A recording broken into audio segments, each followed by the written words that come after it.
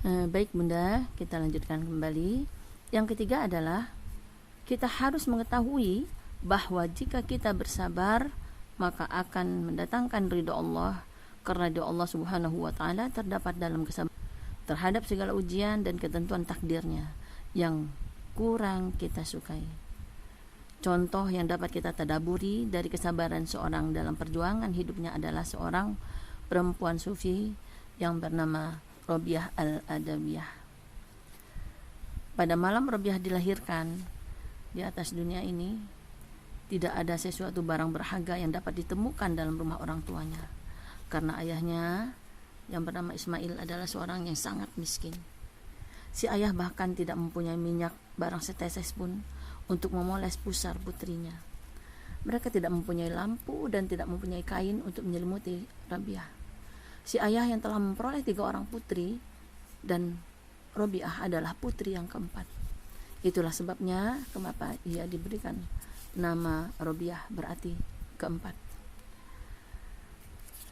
Istrinya berkata kepadanya, "Pergilah ke tetangga kita, si Anu, dan mintalah sedikit minyak sehingga aku dapat menyalakan lampu." Istrinya berkata kepadanya, "Tetapi suami telah bersumpah bahwa ia tidak akan meminta sesuatu apapun dari orang lain."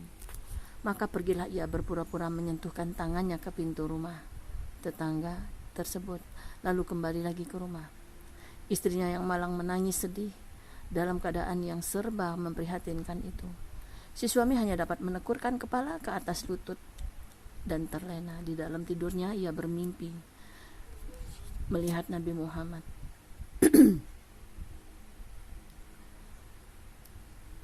Di dalam mimpinya itu, Nabi Muhammad berusaha membujuknya, "Janganlah engkau bersedih, karena si bayi perempuan yang baru dilahirkan itu adalah ratu kaum wanita dan akan menjadi penengah bagi 70.000 orang di antara kaumku."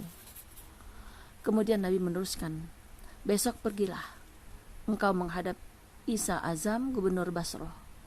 Di atas selai kertas tuliskan kata-kata berikut ini: setiap malam engkau mengirimkan sholawat 100 kali kepadaku, dan setiap malam Jumat 400 kali. Kemarin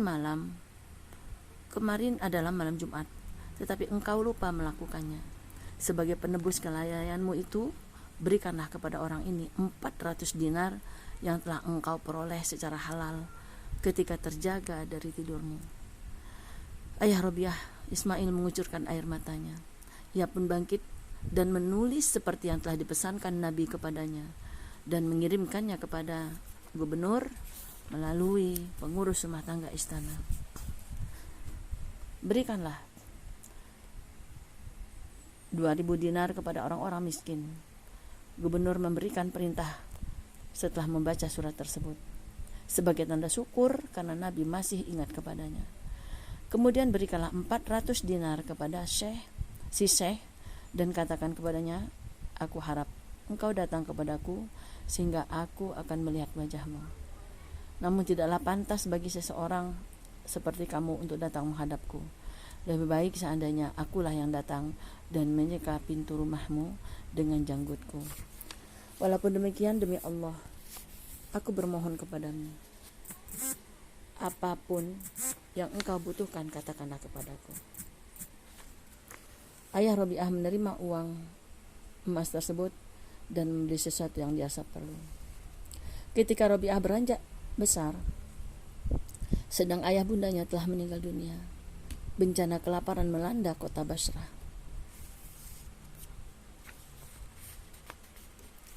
Ia terpisah dari kakak-kakak perempuannya.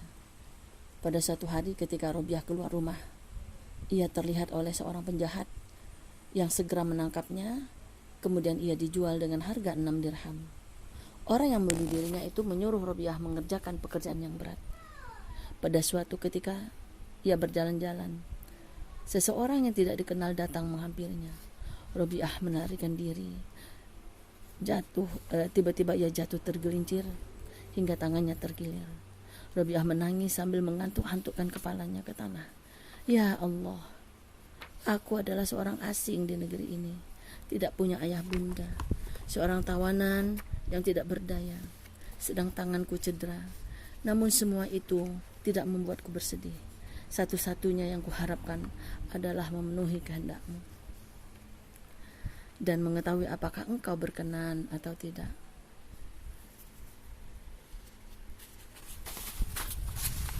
Rabi'ah, janganlah engkau berduka. Sebuah suara berkata kepadanya, esok lusa engkau akan dimuliakan, sehingga malaikat-malaikat iri kepadamu.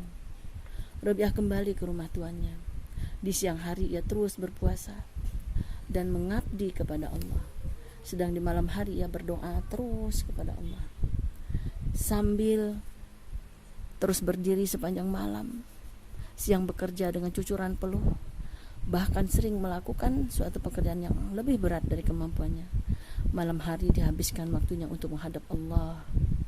Suatu kali, saking beratnya pekerjaan, dia mengadu kepada Allah.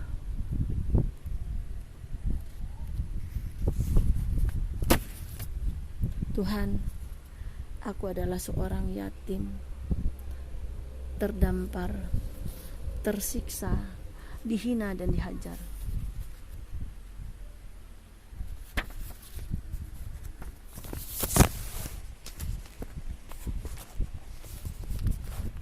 Diriku terbelenggu oleh keperbudakan. Hak kebebasan yang telah Engkau karuniakan dirampas, dan aku menanggung segala penderitaan. Aku akan sabar menerima dan menahannya. Akan tetapi, jika datang lagi penderitaan yang lebih menyakitkan dari ini, apa yang telah aku alami, ia akan melukai jiwaku dan mengikis kesabaran. Sisa kesabaranku teramat sedikit. Tuhan, apakah kebimbanganku ini akan mengubah pandangan-Mu terhadapku? Apakah Engkau masih menyayangiku? Keridhaan-Mu adalah tujuan akhir kehidupanku.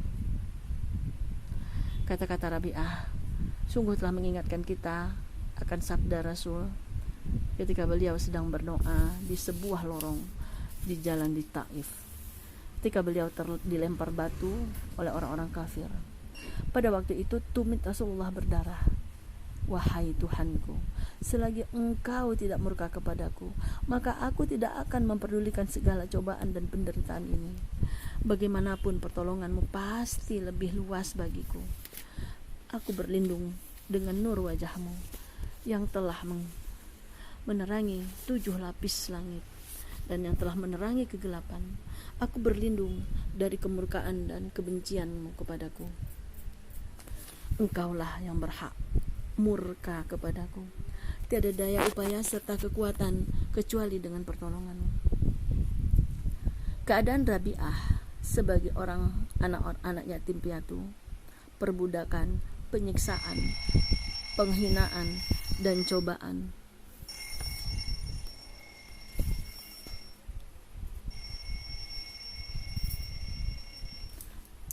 telah dialami olehnya bukanlah sesuatu yang harus disahkan. Akan tetapi keridhaan dan kemurkaan Allah lah yang selalu membuatnya resah. Apabila dibandingkan antara cobaan dan keridhaan Allah, cobaan yang telah menimpanya tidak akan dapat menandingi keridhaan Allah. Keridhaan Allah yang lebih mahal sehingga ia sanggup menanggung setiap bentuk penyiksaan, asalkan ia tidak mendapatkan murka dari Allah subhanahu wa ta'ala. Ya Allah, ya Rabbana, ya Rabbal Amin. Bukan main hebatnya perjuangan dari si kecil Rabi'ah ini. Rabi'ah memiliki keimanan yang sangat dalam. Hal itu karena Rabi'ah telah ditempa dengan berbagai macam ujian dan cobaan dalam hidupnya. Ibarat sebatang pohon yang sedang diterpa angin dengan begitu kencang dan diterjang badai topan, sehingga akarnya menjadi kuat dan kukuh menghujam dan menjalar ke bumi. Di dalam Al-Quran telah digambarkan tentang keadaan orang-orang yang benar-benar beriman. Diceritakan oleh Allah di dalam surat Al-Baqarah ayat 165. Dan orang-orang yang beriman, mereka mempunyai cinta yang kuat terhadap Allah. Ibaratnya orang yang sedang jatuh cinta. ia pasti akan menuruti segala sesuatu yang diminta oleh kekasihnya. Cinta itulah yang pada akhirnya mengantarkan Rabi'ah untuk selalu berusaha mendekatkan dirinya kepada Allah Subhanahu wa Ta'ala, memperbanyak amalan-amalan sunnah, dan senantiasa bermunajat dengan rendahkan diri dalam pangkuan ilahi. Maka kerinduan pun akan selalu datang menggoda sehingga timbullah perasaan ingin selalu bermunajat kepadanya. Rasa cinta itulah yang dijadikan Rabi'ah sebagai pendorong untuk menyambut setiap kewajiban dan berusaha dengan sungguh-sungguh untuk mendekatkan diri kepada Sang Khalik. Dengan cinta itulah Rabi'ah bersungguh-sungguh dan bersemangat dalam menaati serta mematuhi segala perintahnya. Cobaan demi cobaan datang silih berganti dan tiada henti menimpanya. Semuanya ia hadapi dengan penuh kesabaran. Keyakinannya terhadap segala ketentuan Allah sangat kuat. Dia berpendirian bahwa selama ada yang baik, pasti ada yang buruk. Ia tidak pernah berpikir untuk memberontak dan membangkang terhadap kenyataan hidup yang telah ia hadapi. Dia senantiasa berpedoman bahwa Allah Subhanahu wa Ta'ala Maha mengetahui apa yang terbaik bagi hambanya. Pada suatu hari ketika Rabi'ah membeli keperluan rumah tanpa didampingi oleh majikannya ke pasar yang letaknya tidak jauh dari tempat majikannya, ketika itu ada seorang laki-laki mata keranjang yang selalu memperhatikan gerak-geriknya. Ia memandangi Rabi'ah dengan pandangan yang penuh hasrat biharahi, seolah-olah ia hendak memperkosa Rabi'ah. Di dalam hati Rabi'ah muncul firasat yang tidak baik. Ia pun menjadi serba salah dan ketakutan terhadap laki-laki tersebut. Rabi'ah bertambah takut sehingga ia lari dengan cepat. Namun laki-laki itu tetap membuntuti dan berusaha untuk menangkapnya. Rabi'ah terus berlari tanpa memperhatikan jalan, sampai akhirnya ia tersandung batu dan terjatuh. Tangannya patah karena ia tidak dapat menjaga keseimbangan dan tertindih oleh badannya. Dengan sisa tenaga yang masih dimilikinya, Rabi'ah berusaha bangkit.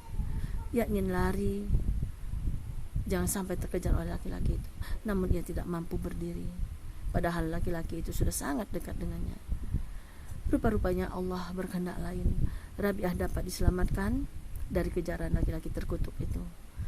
Ia telah diselamatkan oleh banyak orang yang ingin menolongnya, dan laki-laki terkutuk itu pun pergi meninggalkan Rabi'ah. Luka di tangan Rabi'ah mereka balur dengan sepotong kain. Mereka membantu Rabi'ah untuk berdiri, dan Rabi'ah pun mulai dapat bergerak. Ia pun kembali ke rumah majikannya dengan susah payah, dengan tertatih. Atas kehendak Allah ia dapat terlepas dari ancaman jahat laki-laki terkutuk itu, sehingga ia selamat